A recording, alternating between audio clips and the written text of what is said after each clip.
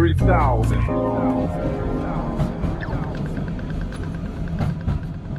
What is doing? I hate doing it, but I want everyone to like, subscribe, follow us on our Instagram, hit the subscribe button right there. One click, it's totally free. It helps the channel grow. Share the content, comment, do all that good stuff. Help us keep bringing you 3000 podcasts. Now to the guest. Cheers.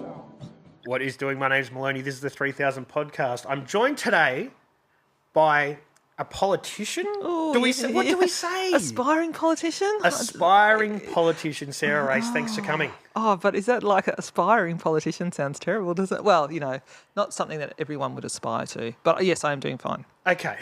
Sorry, long answer. So we're going to get into your story, but we're also going to talk about things that you've done and things that you want to do. Yeah. Look, to be honest, local council politics is not my thing, but I'm keen to learn. Yeah. So let's talk about your start, how you got involved in this career, or do we say lifestyle? The lifestyle choice being a politician, yeah. We can get into federal politics because I'm actually running for the federal seat. Okay. We can get into that. So, but like local government was my gateway drug to politics. Is that what we call it? Yeah. So how I got into it, I think it's actually I don't know if it's an interesting story, but I was always been a bit of a political nerd. Mm-hmm. So when other kids were doing other things, I was actually always interested in politics. I wrote a play about Gorbachev and Reagan when I was in about grade 5 with my other political nerd friends, and it was in grade 5. Grade 6, somewhere in time. So when other kids are collecting basketball cards and whatever, you're in the library writing political plays. Yeah, that's what a nerd. Yeah. Okay. Yeah. Right. Yeah, proper nerd. And so it started like my family's always discussed politics at the kitchen table, that sort of stuff. Fast forward, I went to uni, did politics at uni, but then went travelling, blah, blah, blah. Maybe come back to that. Yep. But, so when my kids were little, I started, I got involved in the Rye Kinder Committee. So this is where this whole thing sort of started at Kinder Committee. Because you didn't grow up on the peninsula? No, grew up in Melbourne, but grandparents had a holiday house down here. And I'm finding that's a lot of people that are coming down here, like I've just moved down here recently, but a lot of people that do move down here, there was a family connection and they've I want to end up down there, which is cool. Yeah, well, definitely. So my great-grandfather built the house in the Blackgowrie in the 1950s, so it was like a kind of shack on stilts, basically. Mm-hmm. But all my favourite childhood memories from that, just going down to the beach, going to the Blackgowrie bakery when it used to exist, and going down to the rock pools to have a look at stuff in the afternoon and things.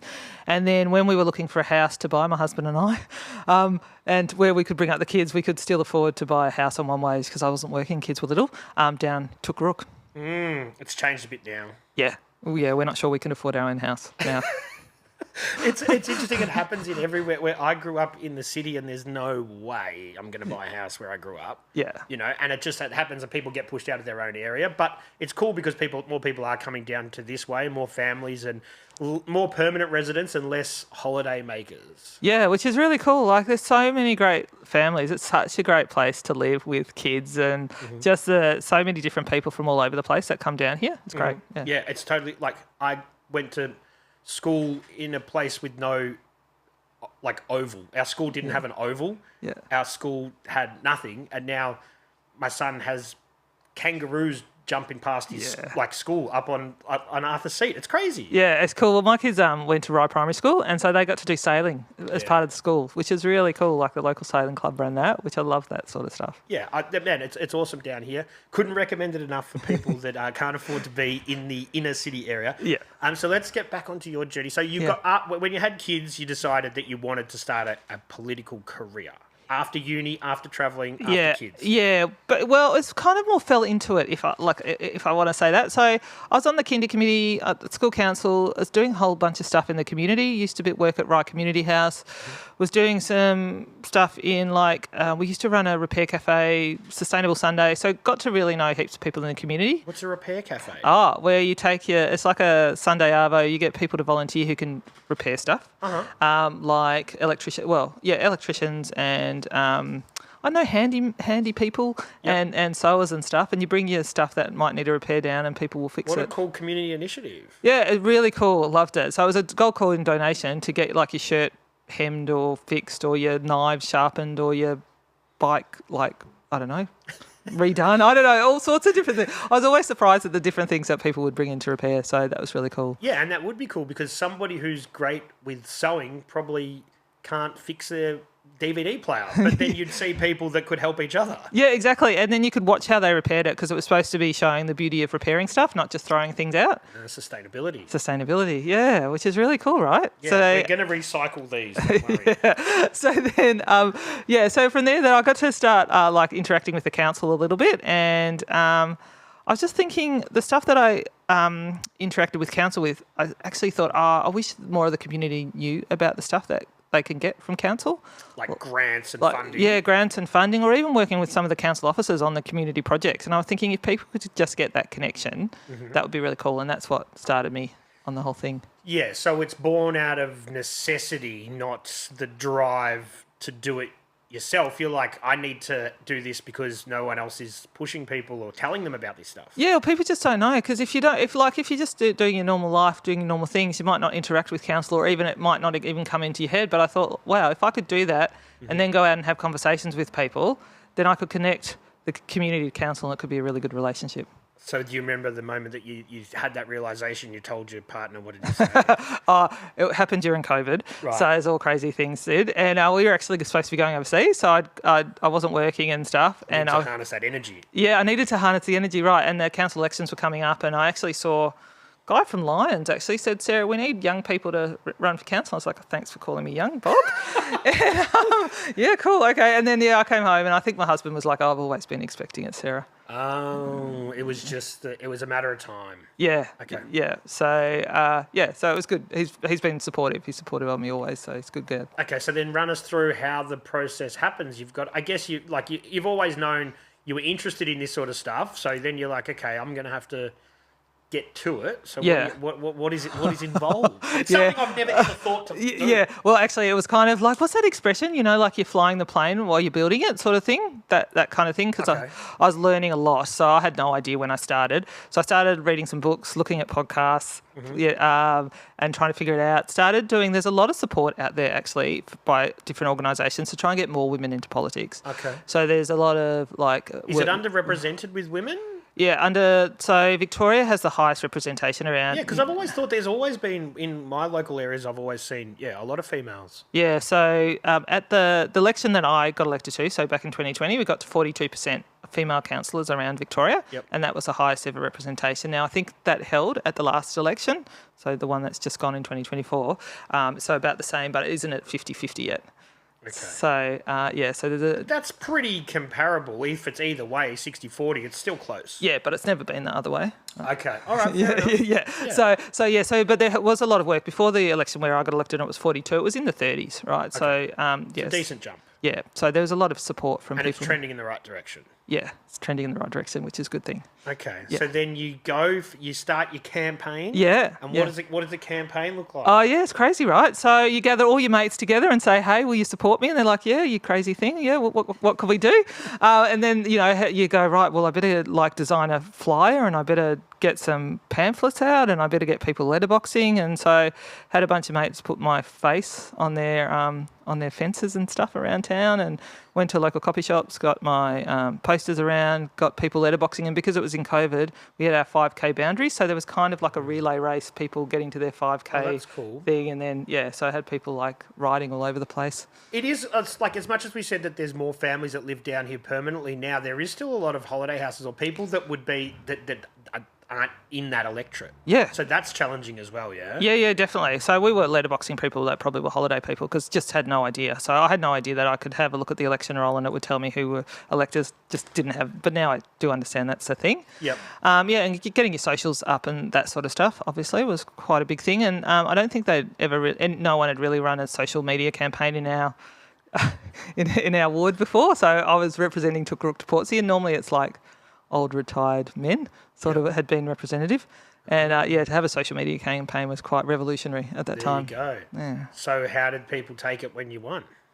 Well, there was a lot of excitement. Well, it depended which end of the ward you're up. So a lot of excitement around Tookarook and Rye and Blackgowrie for me, but maybe not as much in Sorrento and Portsea. You think because they are more politically swayed the other way? They don't like change? What is it? They really like, well, I guess you get this from the peninsula. People really are very town-centred, like they really love their town. So I think that people from Sorrento didn't think that I could represent Sorrento as well as somebody else. That's so funny that you mentioned that. I've got a friend who's got a cafe, like friends of my partner and I, in Sorrento, and I was there yesterday and I bumped into some parents of friends I knew, and they're like, what are you doing down here? Yeah. I'm like, it's only 15 minutes from my house. Yeah, it's not far. Yeah, I know, but people stay in their little bubbles. Yeah, people love their bubbles. You know, they love that part where they live. But, you know, I eventually won the Sorrento people over, had great relationships with them, and which was really good, actually. It's good to challenge those perceptions of, you know, what you can do and what you can't do. Yeah, and it is. I think people that don't really understand or know the peninsula too well, a lot of people just group it in like, oh yeah, we'll just duck down to here from there. But you're like, that's still 40 minutes away from two places. Something. Yeah. It's a big, long, narrow strip. Yeah, exactly. Yeah, I always find that if I'm going to Hastings, I never leave enough time from wherever I'm heading towards. Yeah, because the other side of the peninsula kind of gets forgotten about a little bit. You know, people think about this side and they sort of forget about the other side when it's from a Melbourne perspective. Yeah, for sure. And I think they're missing out. It's quite like, it's one of the peninsula's best secrets. Like there's a walkway in Hastings called the Warringini Wetlands, which is absolutely magnificent. Go through the Ramsar Wetlands. It's fantastic. And more people should know about it. While I'm thinking about it, yeah. And I hate talking about COVID, but when that was happening, it was very apparent that this is still metropolitan Melbourne. Yes. Do you believe in that? Do you think that that's correct? Like it's a bit odd because my mother-in-law, she lived in Geelong, and then she wasn't metropolitan Melbourne. Yeah. But that's in theory closer to Melbourne than some parts of the peninsula are. Yeah, well, I think it's some sort of 1967 designation that we're part of metropolitan Melbourne, and I'm assuming at the time they thought that we were going to be more urbanised down here before they put in the urban growth boundary. The green wedge stuff. Yeah, so I'm assuming that's how it all ended up. So we just became an anomaly because of this 1967 designation as a metropolitan part of Melbourne. Yeah, which was very bizarre it doesn't generally matter in normal life. Yeah. You are where you are and boundaries or whatever. Yeah. But when people who had farms and acres and hectares were told that they couldn't work because they were in metropolitan Melbourne, it's bizarre. Yeah, it's so weird. And that's the peninsula though, isn't it? It's so fascinating that we have like this highly urbanised our Bayside area, then we have these really rural farms, and sometimes if you're in the middle of the peninsula, you could think you could be anywhere. Yeah. And then you have Western Port, which is different again. So yeah. It's odd. Do you think that'll change ever? I don't know. I don't think there seemed to be a big push after from COVID to get it changed. But then I think, when I was on council, the council had a look at it, and it was really difficult to get out of it. I mean, there has to be 2 acts of parliament, but all of this sort of stuff. And then there's ramifications around like public transport designations and those sort of things, even though we don't have necessarily great public transport.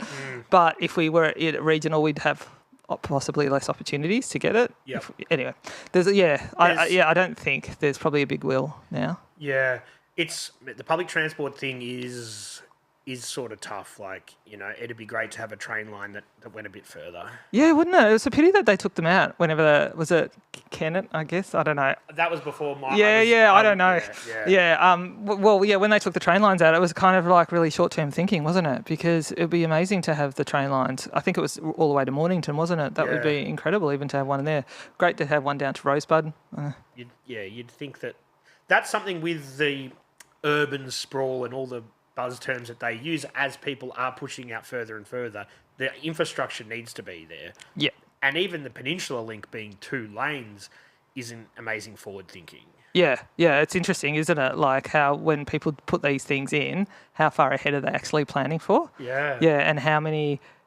and I often think about how many more people are coming to the peninsula, how many more people can we fit down here because we've got the 70% green wedge.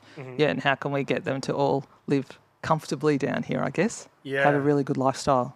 And it's also interesting because each different suburb or even parts of different suburbs have different, I guess, housing density requirements. Like some places are letting people subdivide with 300 square metres. Other places are not. Other places are. It's all very different, isn't it? Yeah. The planning on the Mornington Peninsula is the most complex in Victoria. Is it really? Yeah, it's the most complex planning scheme, and I think that's to try and protect, like the natural values and stuff. But it does make it confusing for people, I think, when they're not immersed in planning all the time, which most people aren't until they go, I want to build this here, and I can't do that because it's got this planning scheme amendment, but.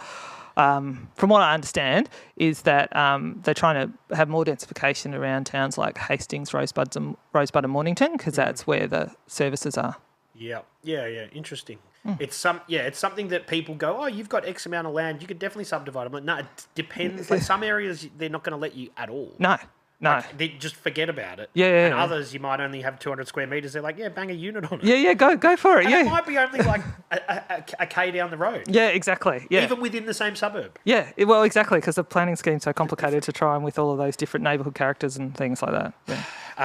Anyway, that was just a bit of a rant. Let's get back onto your journey. So then you eventually get in, and what are some of the things? So what are some of the things that you wanted to change or bring to the forefront of the community when you did get in? Yeah, well, I think my big thing was connecting community to council, and to be having those conversations. And I think when I was there, the Rice Skate Park had come up a lot in conversations and had been an ongoing thing. There had been I think the skaters there had wanted improvements with the bowl and stuff. The bowl's very deep. The bowl's deep and cracked. Yeah, and I think so. The Rice Skate Park has been there for, I'm going to say 20-something years, I guess, Woodsy. Yeah, so 20 years, right? Yep. But for people that don't know, it's got a big cradle thing, which is cool. Yep. It's not very skatable, and the whole bowl is probably 8 to 10 foot, so it's only skatable by people that are really good. Yep. And the park part is not very... Yeah, it's designed by people that probably didn't think about who was going to be using it. Yeah, I think they got really excited because it was was it the first cradle or one of the... Well, I think it's the only one in the country. Yeah. Yeah. So really, which is cool, and it looks good for photos. Yeah, it looks amazing, right? But yeah, you lose kids in there, right? Like kids get stuck for hours in there if you don't know where they've gone. So one of the things was with the skate park was that there was a lot of advocacy around that, and I was like, right, well, let's see how we can get something going on for that. And it was by the skaters and also by young parents down our way saying that they wanted a place where their kids could go and use their scooters or learn to skate and stuff. So that was something that I eventually got through the council system to be able to go. It's at detailed concept and design phase, and there's been money promised by the state government to deliver it, which is really exciting. So that was something that I was able to see through the council term. But learning that getting stuff through is a really long process as well. Yeah, because you'd think normal people would go, oh, surely you can get that done in a year, 4, and it isn't built quite yet. So yeah, so then getting the council approval, and then you've got to get the federal funding. So you're dealing with different governments and different stuff anyway. Yeah, exactly, all the time. You're always having conversations with people because it should be all different levels of government working together to get stuff done for the community. But that's why it takes so long. Yeah, it does, because there's so many levels of government, right? So many people stamping and signing off on things. Yeah. Which makes sense, because you don't want to see people rushing crap stuff through, but, it makes it hard to make change. Yeah, and also, I guess one of the things that I became aware of when I was a councillor was the level of, because people come and say to me, I could build a footpath, Sarah, quicker than that. And I'm like, yeah, but you've got all of these, when you're building a footpath for government, you've got so many other requirements that you have to meet, whether if the council's got environmentally sustainable design guidelines, or if it's got accessibility guidelines to make sure that more people can use it. So it's not just going, I can just do that. And the planning thing comes into it as well. Are these blocks potentially going to have crossovers? Is this going to be developed? There'd be all sorts of stuff like that, I'd imagine. Yeah, all the time. It's so complex, and it can be frustrating. I completely get that, but I guess sometimes sometimes in a way, and I don't want to say you'd want more regulation than less, but you'd rather people be safe than not safe, I guess. Yeah, that makes sense. So with the Rice Skate Park, eventually you get it through, which it hasn't started the redevelopment yet. No, but the design went out late last year for community consultation, but the skate community had been really heavily involved. It was a great piece of community consultation, so the skate park, the skate community, the council and the local the footy club and the netball club and stuff. They were all involved in the consultation, so it was really great. And I think the skate community were really happy at the end, which is what we want, right? For sure. Yeah. And so when does that kick off, or when's it hoping to be completed? Oh gosh, it'd be great if it was completed this year, but I can't say. I don't know now because I'm not on council, so I don't know the next stages. And does it go out to tender to see who does it? Yeah. So it's not locked in who's doing that job? No. So it'll go out to tender. There'll be a public tender process. I think the design has to come back to council to get passed, and then once that's passed, it goes out to tender, and then we can get going. Yeah, right. So the next step is the Rosebud Skate Park. Yeah, right. So we have to start advocating for. As an older skater, someone in my 40s, there's no quarter pipes, there's no transition there. It makes it hard on the old knees. Yeah, there you know go. What I mean? But yeah, and that's a plaza, so it's different again. It's not a skate park, but that could be improved also. Yeah, of course. Yeah, I think speaking to the skate crew over the course of this has been really interesting, talking about the different parks that they like and what they like to see. That's personal preference as well. Yeah. Like younger kids that are on scooters probably like a little wedge that they can roll up and roll down and drop off. Yeah. But older guys want some sort of, transition to skate. Well, that's generalisation, but it's personal what you like. Yeah, well, definitely. But I think that was one thing that came out of the RIE thing was about trying to have progression skating so that everybody can use the park at what level that they're at. You want it to be as usable for as many people and disciplines as possible. Yeah, exactly. Including BMX or scooters or whatever you want. You want the community to get the most use out of it. Yeah, definitely. And you still want a coherent design. You don't want it to look all silly, but yeah, you want it to be able to be used by. Yeah, I think sometimes with some of these things they worry about the aesthetic too much because the public that aren't skating go, I don't want to look at this ugly thing. You know what I mean? Yeah. I think I'm originally from the St Kilda way, I think they cared way too much about making it to fit into the landscape so the people that lived on Beaconsfield Parade didn't fucking complain. Yeah, right. Okay. That's my personal opinion. Yeah. So and that's the thing. You don't want it to be an eyesore, but it has to be practical. At the end of the day, it's not a piece of art. It's something that people use. Yeah, definitely. Yeah. It's something that's got to be taken into. Well, that should be probably number one priority. Is it functional? Yeah, functional. Yeah, is it usable? Aesthetics come next. Yeah. You don't want it to look. And at the end of the day, a lot of them do get, vandalised, graffiti, whatever. And that's part of it. Yeah, it is part of it. Yeah. The kids part are of the going to story. Well, yeah. Do you think is that something that is addressed down here? I feel personally, as someone who's come from the inner city area down to here, there's a lot more places for graffiti expression. There's a lot more legal spots and graffiti, for lack of a better word, workshops and things in the city. There's and through different groups or whatever, and even through the council, through some of the... And I don't see it down here really at all. Yeah, well, I do know that there's been a push from a couple of street artists. So I'm quite good friends with a guy called Trent Downey, who's TD Illustrations, who you might see his works quite prominent around, and Father Marker. And they've been wanting to do some workshops with younger people. So I know there is a push from them, and I think they're trying to tie up with Freezer to do some stuff for younger kids. But yeah, there's definitely a lot more scope to do that. And I think that would be really good for the younger people. And it'd be a great thing to bring in with the skate park, because it's sort of youth focused, to have some walls that are there to be painted, where people can turn up on a day, have a barbecue, paint something, and may not be there tomorrow because someone else has painted over it. But it'd be good to have those spaces. Yeah, I agree with you. Definitely. Yeah, that'd be cool. And that's something they need to look into doing. Yeah, they do. They do need to look into that. Do you think that the arts down here is looked after enough? Well, yeah, I should say no, yes, okay. No, I don't think people realise how big the arts community is down here. I think we've got, I did hear some quote, and I don't know what the statistic is, but we've got more creatives per head of population than other places, and I think that came out through COVID. Right, because people moved down here. Yeah, or that maybe that we've always had a pretty big art scene, particularly around music, I think. We've had a pretty good live music scene.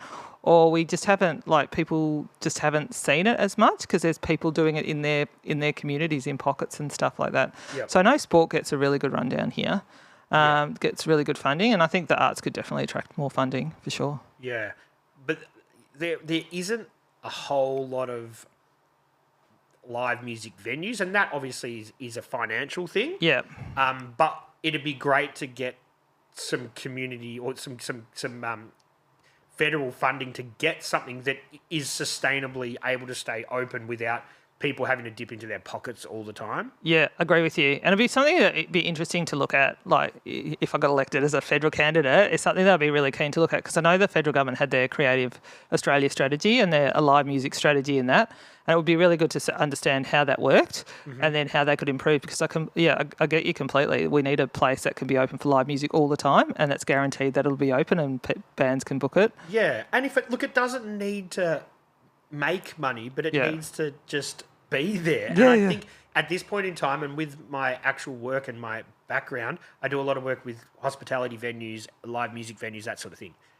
It's not a good time to be doing that from a financial point of view. Yeah. And a lot of people, I've never, in my 25 years of being in that industry, never seen so many people that have been in it for life move into other avenues of business because it is a tough time for them.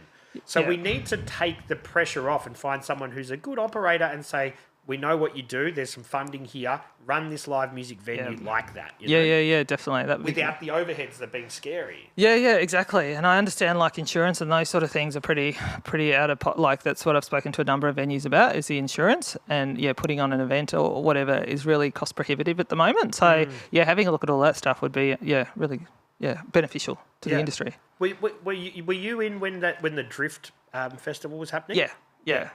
And is that still happening? No. Why not? I don't know. I don't know what happened. So there was a changeover in staff at the council, so I don't know if that had anything to do with it. But I really loved that festival.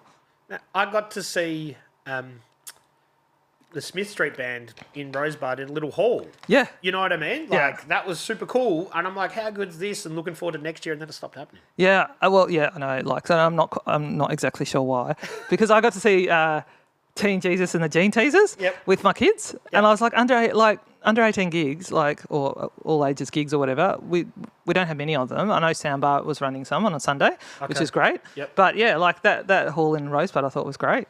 So if you get in on a federal level, you'll do your best to push these sort of arts programs? Yes, I'm a big supporter of the arts, definitely. So on my time in council, and I don't want to, I hate blowing my trumpet, but I guess that's the thing. It's a chance to blow your trumpet. Blow away. I wish I could actually blow a trumpet. That would be great.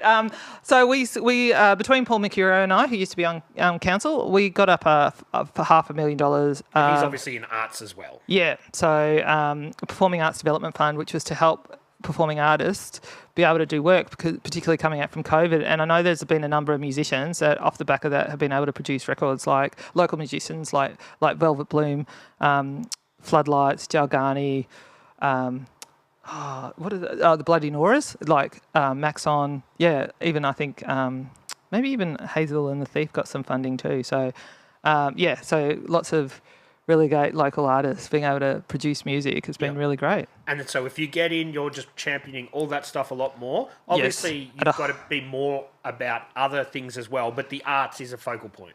Yes, the arts is I'm really passionate about the arts because about what it brings to people's lives and the way it can tell stories about where you live, and it's really important to bring people together. Yep. I think particularly in times like we have now, where I think it probably leads to the best story writing than the songwriting.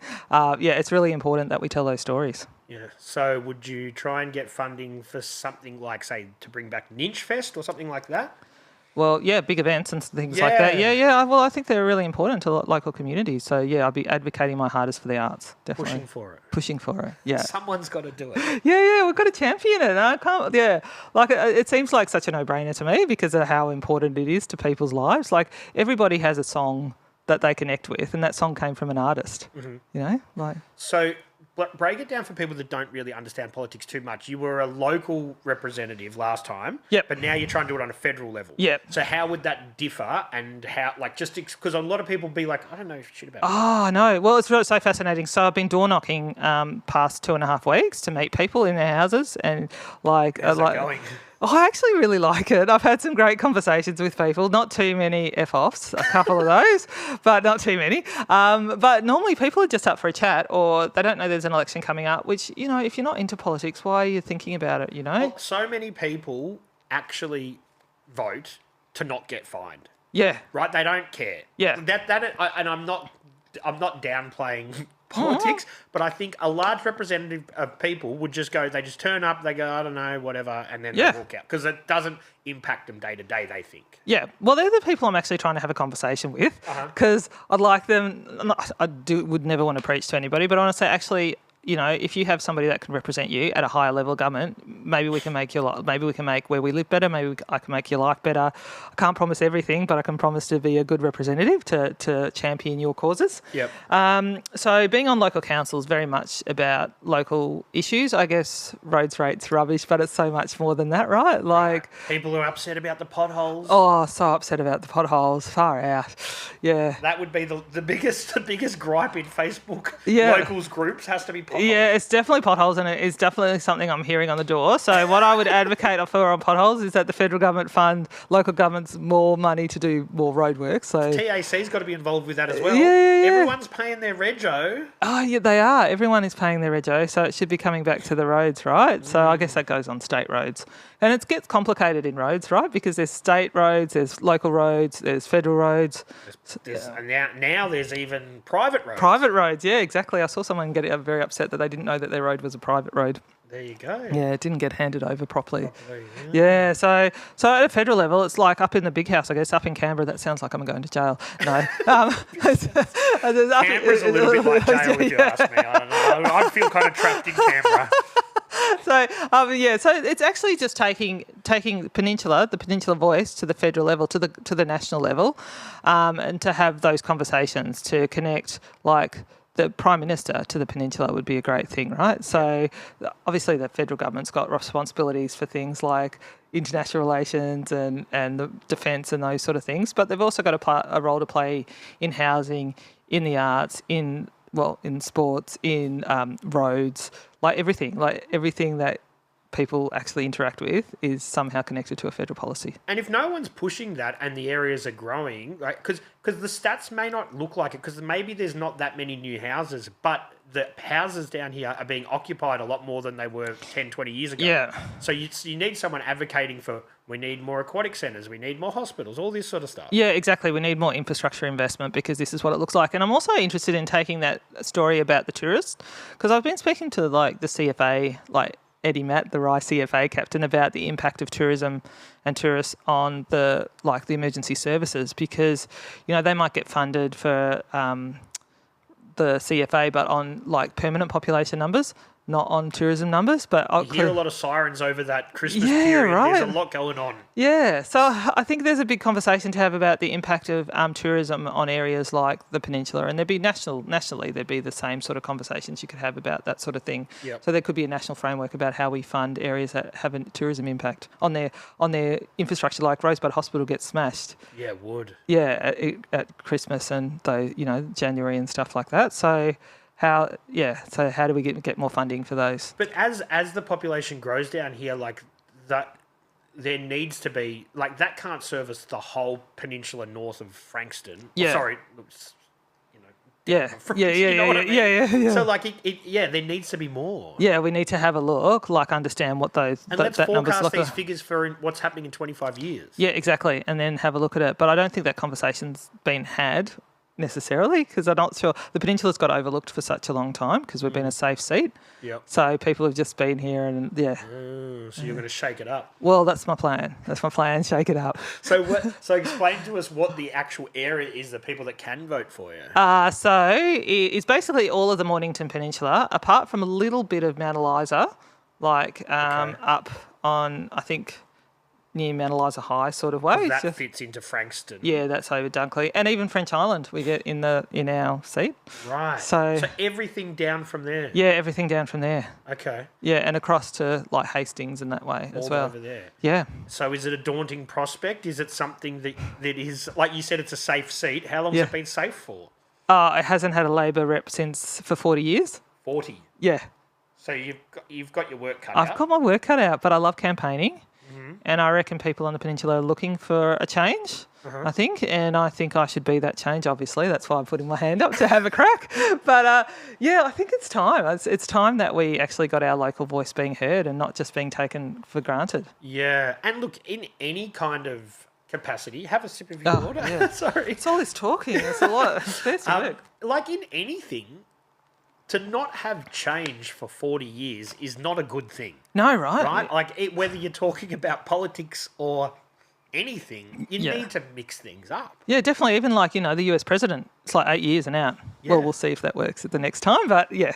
Yeah, well, Yeah. he's already ruffling some of his own supporters with some things, but that's a Yeah, different thing. yeah. Well, let's not go there. Well, let's leave Donald over there. But yeah, like they have the term limits. Like they've got eight years to do their thing, and then they're out, which I think's great. Because you get renewal and you get new ideas and you get new representation, and I think that's what the peninsula's ready for. Yeah.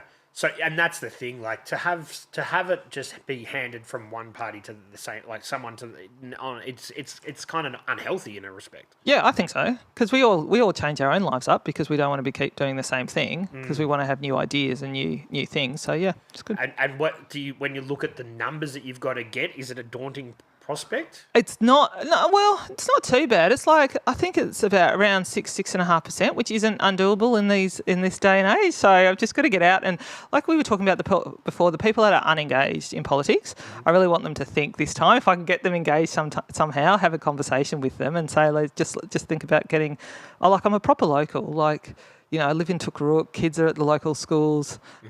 We all live down there, with my husband and involved in the local, like, sports clubs and all of that sort of stuff. So, Yeah, and that is probably right, because I guess if there are the lifetime Liberal supporters, it's tough to swing them. Yeah. But the people that turn up and just tick off whatever, Yeah. they're the ones that you could actually get through to. Yeah, exactly. The ones that go, right, yeah, we'd love to have somebody that knows our area because, I get to have conversations with ordinary people every day, like, at school pickup or soccer training, or my husband has great conversations down at the dog park. He's a really good campaigner for me down there, which is really good. Chico and his mates are down there. And it's just hearing back from what is important to people in their normal everyday lives, and that's really important. Yeah. So when you do win, let's go for that. Yeah. Let's positive, manifest. vision. Yeah. Stuff. So you're happy to be there, talking to people, having the conversations. Obviously, you're going to be up in Parliament in the big house, as you said. Yeah. But you're still happy to be approached by people here and hear about their issues, as small as they may be. Yeah, exactly. Everybody's potholes on their own street. Yeah, well, that's important because I actually had a conversation with a guy this morning called Christian, who is a big tiny house guy, and I met him through my council time, and we just bumped into each other up having a coffee today. And he was asking me that same sort of question. I said, well, that's what your local representative should be doing all the time, is just checking back in with their community all the time. Checking their emails. Yeah, checking their emails, answering their calls, and just also getting out and about, just going down the supermarket, just meeting people in the aisles and having a conversation, or just catching up for coffee, or whatever. You should always be prepared to get back. I've got one for you already. Yeah. Okay. During that Christmas holiday period, we need more bins on the beach, because there's rubbish everywhere. Yeah, and people are pissed, right? Yeah. And some people try and do the right thing. They put all the rubbish next to the bin, but there just isn't enough rubbish bins. Yeah, right. So local council, but that's something that we should definitely. Do you like that handball? Yeah. But we really need to get to the bottom of the litter issue as well. Actually, you should have Josie Jones on to talk one time. Okay. She's an interesting character with rubbish. A number of people are actually. But yeah, I agree. There are a lot of people and there's a lot of rubbish, and we need to definitely do stuff about that. Yeah, and like you said, when the influx of people come, sadly they don't treat it like they would treat their own areas. Yes. And that is a shame, but we need to be like, okay, not everybody's going to be respectful. Yeah. So let's have a plan B for when they're not. Yeah, exactly. And I think, educating people about where the litter goes and stuff, although, people just want to put their rubbish in a bin, so... Well, we're all about recycling and all that sort of stuff, but anything going in a rubbish bin that is going to not be on the beach or a national park is better than it being, not recycled. Yeah, exactly, because you don't want it in your waterway. You don't want it with your fish and stuff like that. So, it's pretty disgusting, some of the stuff that people leave. Bad. Yeah. Yeah, and then it's not cool. This has got nothing to do with politics. No, go shoot. But what do you think is going to...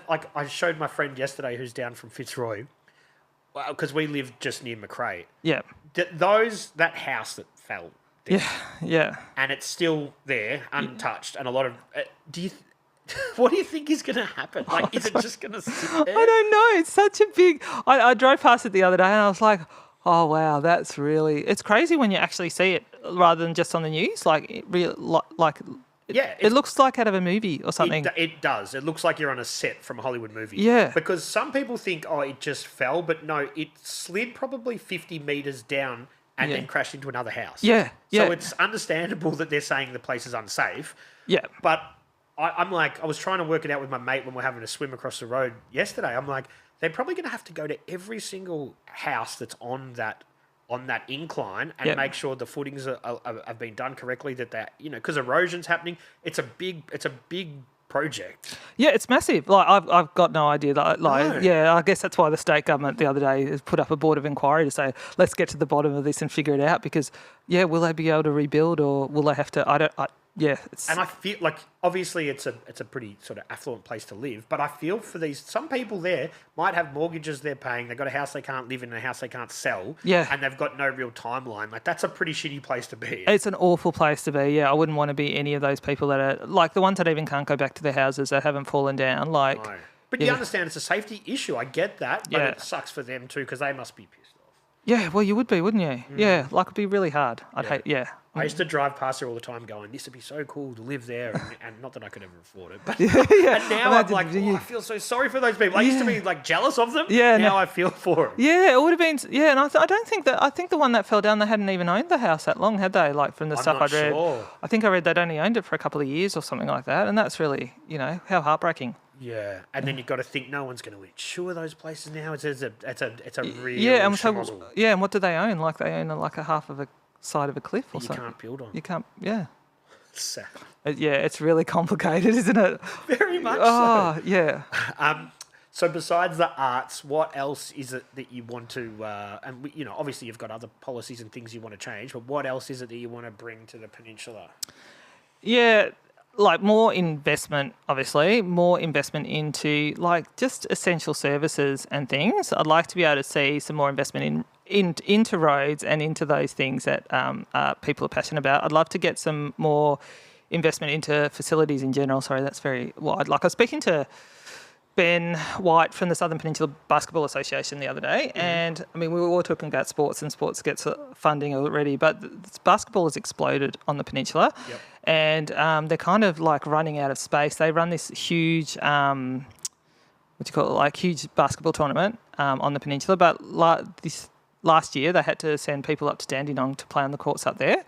So like, there's no multi-court venues like you might find in it. Like I think that there's at the schools they've got 1 or 2 courts, but there is no like plaza where there's 10 courts. Yeah, like Frankston's got this incredible like netball stadium that they built recently, and it is unbelievable. Like they've got a proper show netball court, and I think they have one of those professional netball teams that plays there, and then they've got all of these like outside netball courts. So if you go there on a Saturday morning, it is like full of netballers. So those kind of facilities would be really good to see on the Mornington Peninsula. Yeah, there'd be like, as much as Yower is awesome, it'd be great to have a stadium, with basketball, indoor sports.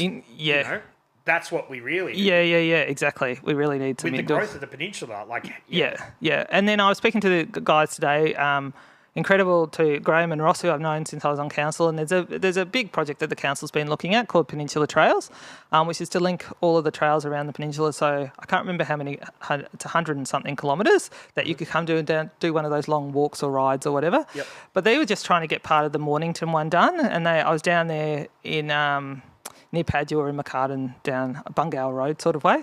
And they were showing me this path that they'd like to get done just so kids can get to school safer, and you can encourage like active transport, which I'm a really big believer in, getting kids on their bikes to get to school, to get safe bike and cycle paths and those sort of stuff would be really great as well. So those sort of things specifically for the peninsula, that would make people's lifestyles easier, I get. Yeah, and we need more of that. Yeah. When you look at the growth, it can't sustain with the current infrastructure. Yeah, exactly. And how do we deliver better health infrastructure that we work beside, like work with the state government on, because state, like health is a state, I guess, responsibility, but how does the federal government support state to deliver better for the peninsula?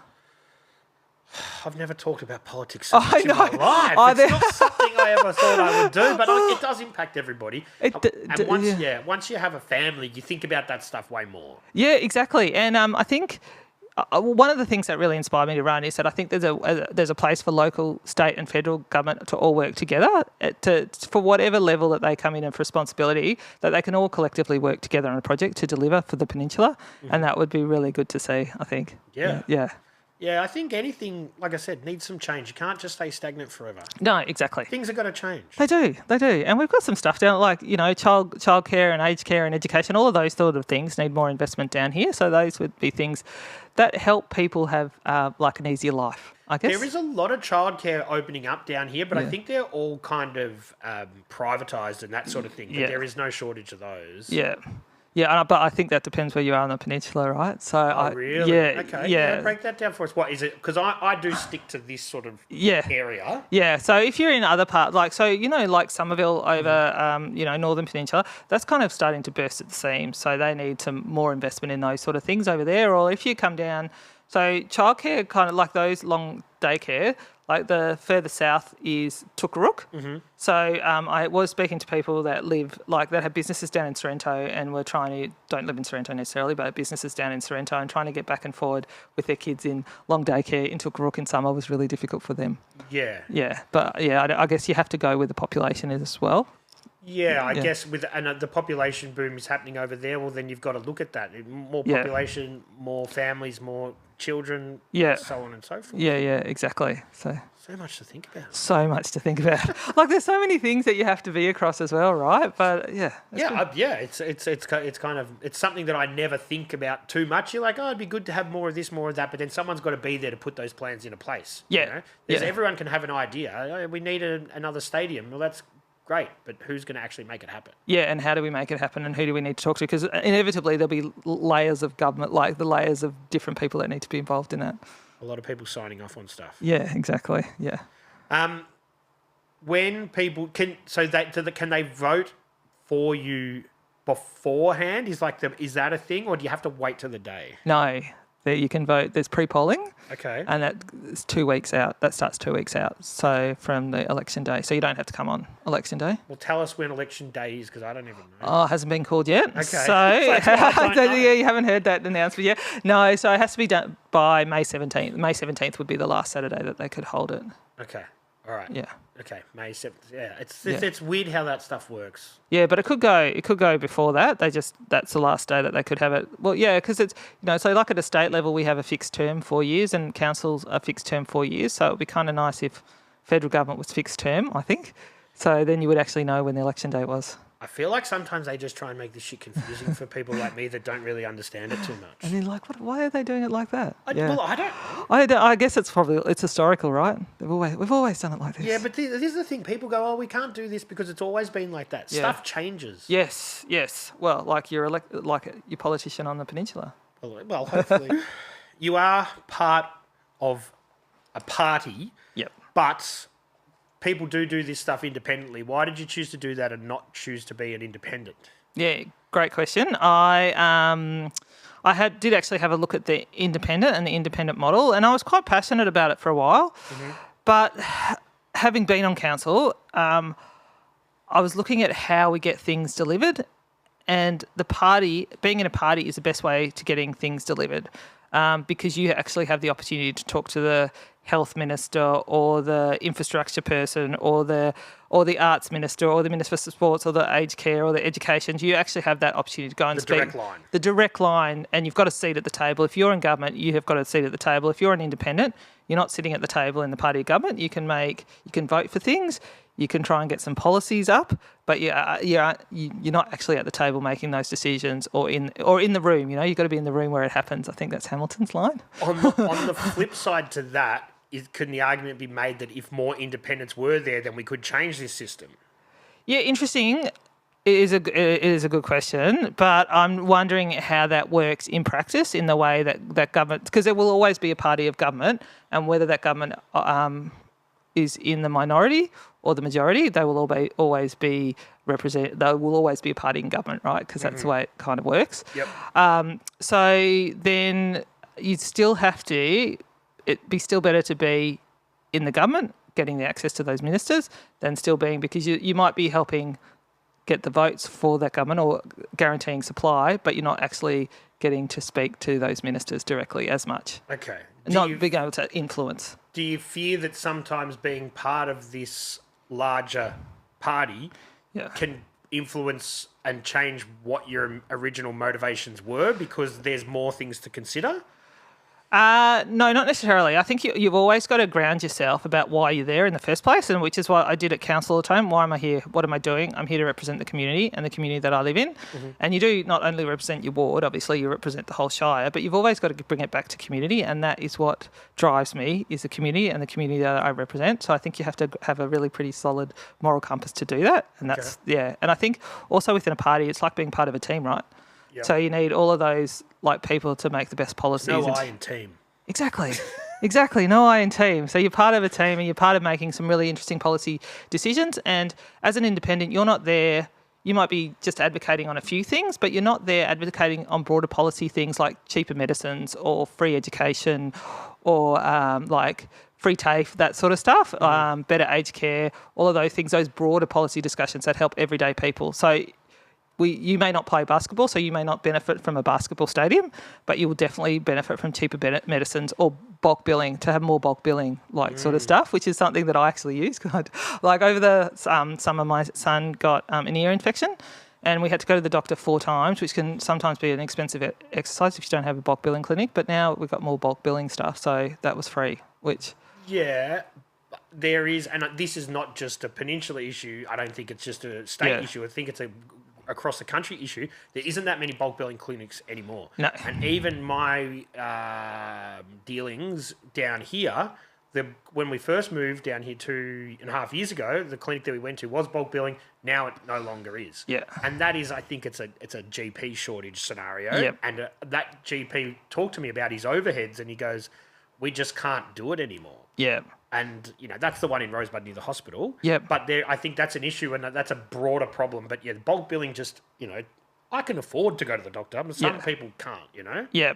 Yeah, well, exactly. So that's where you kind of need to fight for more funding for bulk billing. And I know that, the government just put more money into bulk billing, so that's why I could get this ear thing, which is great. But, but that's the discussions that you can be part of, because we understand how important bulk billing is to many people, those sort of things. So yeah. So with the political stuff, we do have the two-party system. Yep. Now, you were thinking independent, but you've gone for that. At what stage in your life did you think, all right, well, this system is in place, we're going to have to roll with it? It was while I was on council, really, I was looking at the way the system worked, and I was looking at how we advocated as a council, and the people that we needed to speak to, and the people that make the decisions are really the ministers, right? And the ministers are in the government, and the ministers are the one that makes decisions. So the independents have their hands tied to an extent. Yeah, they can advocate and they can be really free thinking and freewheeling and that sort of stuff. But to actually get stuff done, you need to have a seat at the table. So, yeah. Okay.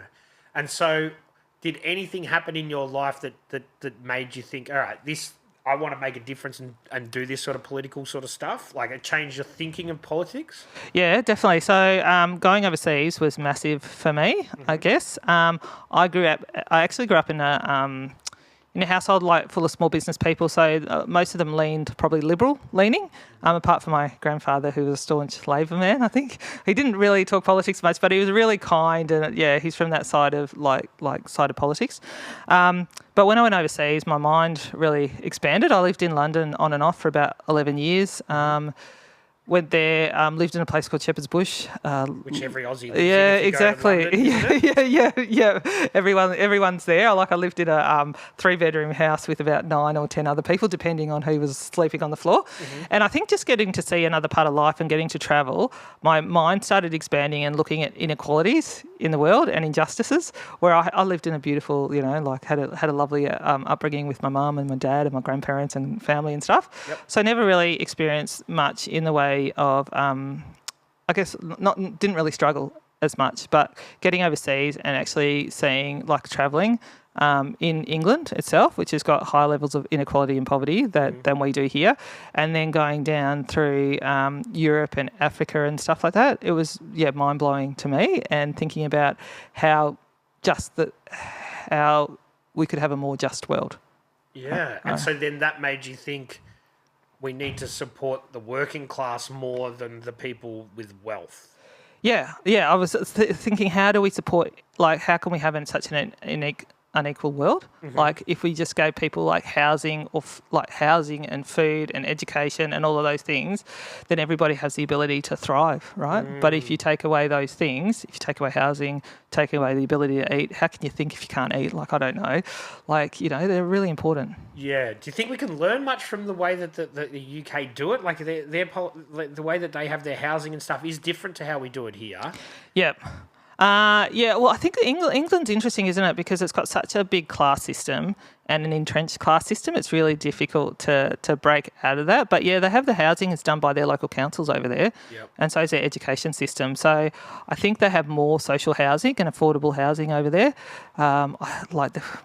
It's probably a bit technical, but they have something called public-private partnerships with their housing, where they have key worker housing, so housing for teachers and doctors and nurses and those sort of things, so that they can live in areas which they couldn't normally afford to live in.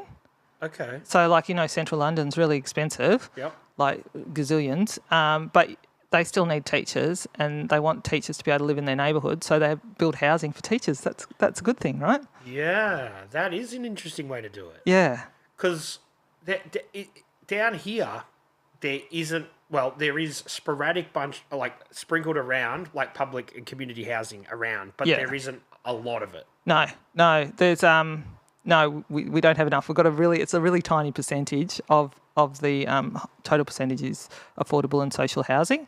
So yeah, we could do with more. We could do with I think we need to really look at that, because otherwise we're not going to have enough aged care workers or childcare workers or teachers or nurses, because they just can't afford to live down here.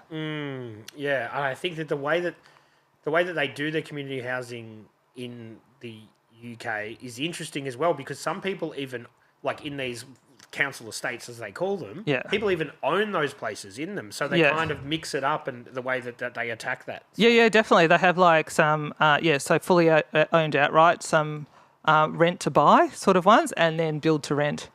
Yeah. So they've got all sorts of people. And that's together. something that I think we need to look at more here, because obviously some people own a house and some people don't, and they feel that they never will. No. So there needs to be some sort of scheme to get those people that are in a cycle of renting and community housing to get them out of that and into something else. Yeah, exactly. I think, I know there's been a new development with the federal government, so talking about policies, but they're looking at they've done a build to rent initiative, which I think is great, because if you think that you're never going to be able to get the money together to buy a house because it's so expensive now. Like, I don't know how my kids are ever going to afford to buy one. But build to rent, if you're in a house that you can always rent and it's a long-term rent, that would be really great for people, because they can really embed in community and stuff. Yeah, we need to change things up. Yeah. Something's got to happen. Yeah, exactly. It does. So let's talk about your personal journey. Besides the politics stuff, what else is happening in your life? And is there anything else you wanted to talk about that isn't politics? I know, it feels all-consuming at the moment. Actually, you're in deep. Yeah, in deep. Any like final messages? Anything you want to say to people? Obviously, you want them to go out and vote. You want them to you want them to make change. Yes. Anything else you want to tell us? Anyone you want to shout out before we wrap things up? Yeah, well, actually, I just want to say, people, just reach out to me. I'm on socials. I've got a website. I've got a number. I'm always willing to have a chat, have a conversation with me, even if you're not interested in politics. We can talk about the peninsula. I love a yak. I was speaking to somebody on the doors the other day about camping. Happy to talk camping, happy to talk music, whatever. Just reach out, because, like, I think you should be able to feel connected to your person, And that's just not in this electorate. You want people to be able to do that and do it in your own area. Yeah. And if they're not getting back to you, next time there's an election, make a change. Yeah, exactly. Vote for the person that's going to represent you the best, I reckon. That's and it may not even be the same party as you're in. It might be anything. It might, as long as you're doing a good job. Yeah. But, this election, vote one Sarah race. You like that? But yeah, big shout out to my family, actually, because they're the big support crew in here, Andy and the kids. Yep. Yeah, so they're really on side. And I'm guessing the crew that's helping you door knock. Yeah, there are. Yeah, the crew that's helping me door knock. Well, actually, I could do with more volunteers, but yeah, they're incredible. Like, I've had like 20 people out door knocking with me. They're unbelievable. Like, spending their time with me. We've door knocked, I don't know, hundreds and hundreds of houses all over the peninsula so far. Is it systematic, or you just go, we go in this area? Oh no, it's systematic. There's a process to it. Like, you just like. I don't want to bore you with the politics of this, but there's maps where where electorates are divided into. So right, I'm going there and I'm going to be door knocking these, and these are the registered voters, and I'll knock on their door and say have a chat. Oh, there you go. Yeah, I've learnt a lot. There you go. I'm looking forward to you coming back in a few months' time, 6 months' time, and telling us how you're going to change the peninsula, what you're going to do. Because I'm hoping that you get across the line. Yeah, thank you. I've got faith that you'll make some change. Yep. And also, Woodsy will get out there and door knock for you because he doesn't do much during the days. So you've got another door knocker. He's signed up. Awesome. Yeah, I can see that. Loving that. Do you want to shout out your socials before we just wrap things up? Yeah, it's at Sarah Race for Flinders on. I was going to say TikTok, not TikTok. On Insta and Facebook. And Twitter or X? No. Oh, that's a big political one. It is big political, but maybe not the right political. Oh, okay. All right. Sarah, thanks for coming. It's been a good chat. I've learned a lot about politics, and I wish you the best of luck in the election ahead, whenever it may be. Whenever it may be, yes. Thank you very much for having me. It's been great. Cheers. Yeah.